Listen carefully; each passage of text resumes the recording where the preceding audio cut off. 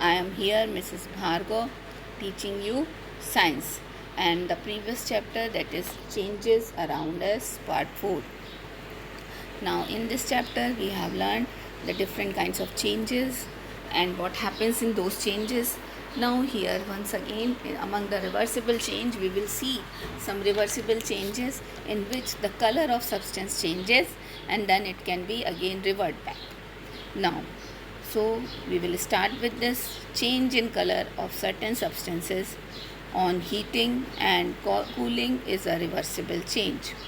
So these kinds of examples are found everywhere कि हम कभी जब किसी सब्सटेंस को गर्म करते हैं या गर्म करते हैं तो उसका कलर चेंज हो जाता है, बट वापस फिर से जब ठंडा करते हैं तो it turns again into its original color.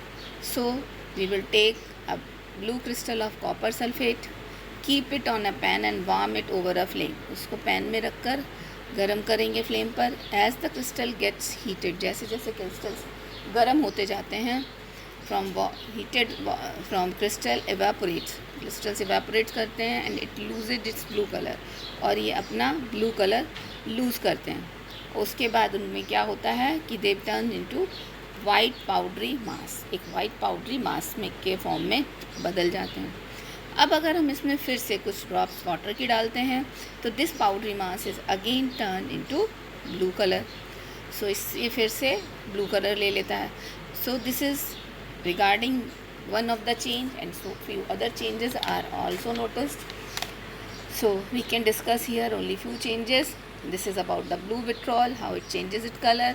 One more I can tell you, like a deep pink crystal of potassium dichromate. Keep it on a pan and warm it over a flame. इसको आप गर्म करिए तो as the crystal gets heated, it changes its color to blue. तो जैसे ही ये गर्म होते हैं क्रिस्टल, ये ब्लू में कलर में चेंज हो जाते हैं. अब उसमें थोड़े से ड्रॉप्स वाटर की डालिए तो this blue potassium dichromate it again regains it deep pink colour.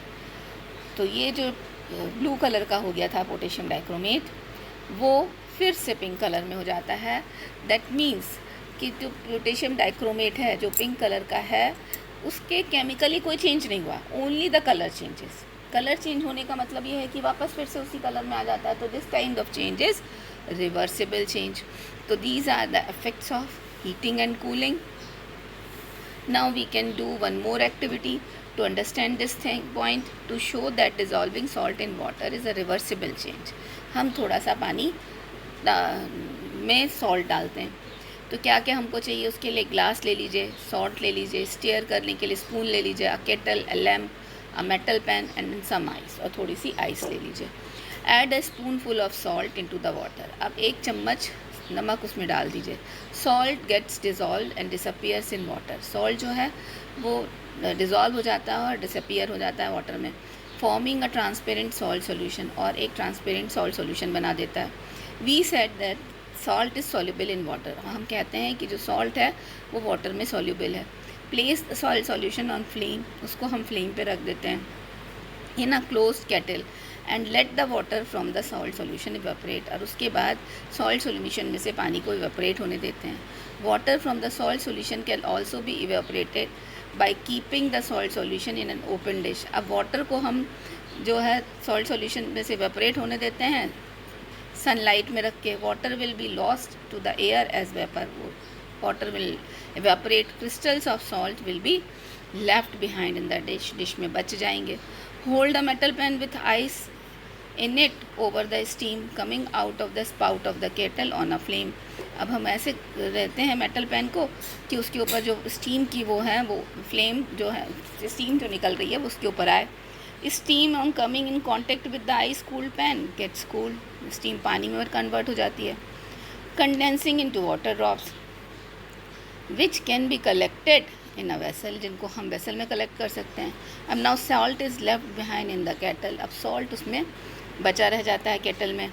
So preparing solution of solute is a reversible change. We can obtain both salt and water back from a salt solution. इस तरह से हम देखते हैं कि हम एक salt solution से उसका वाटर भी पा सकते हैं और सॉल्ट भी पा सकते हैं. मतलब this is again a reversible change.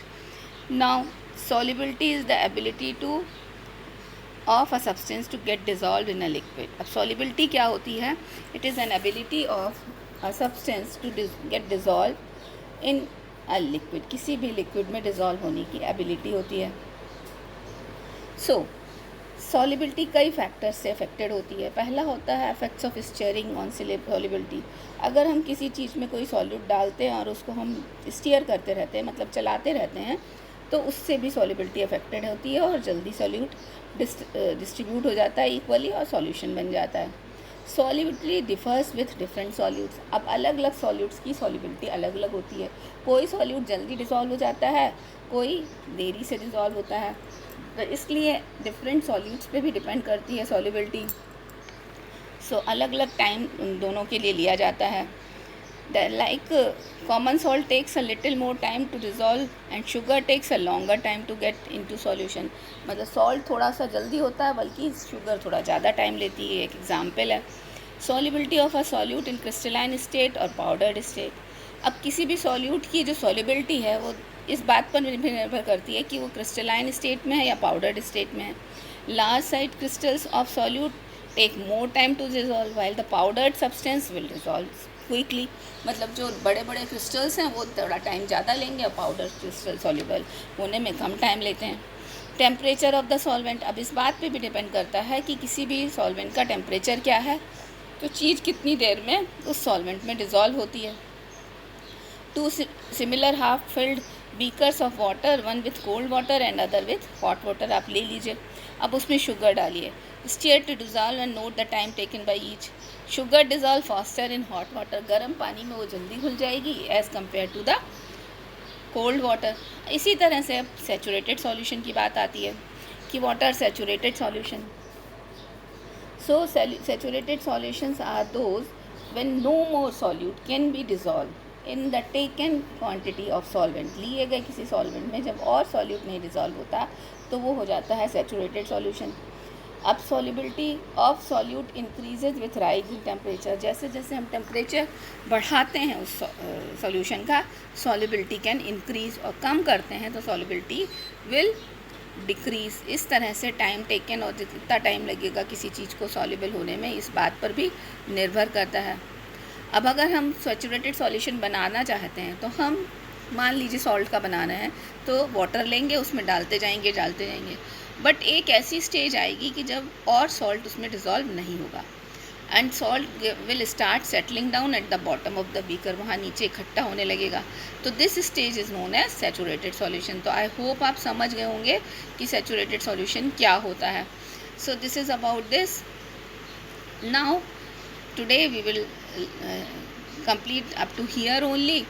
Now effect of heating and cooling we have already discussed. Take the saturated solution of salt prepared in the water at room temperature, warm it, इसको गर्म करिए slow heat पर, और observe करिए कि salt which had settled at the bottom, जो आखिर में नीचे जाके सेटल कर गया था, वो फिर से डिज़ोल्व होने लगेगा। बट फिर से भी एक स्टेज आएगी कि उस टेम्परेचर पे भी सॉल्ट डिज़ोल्व होना बंद हो जाएगा।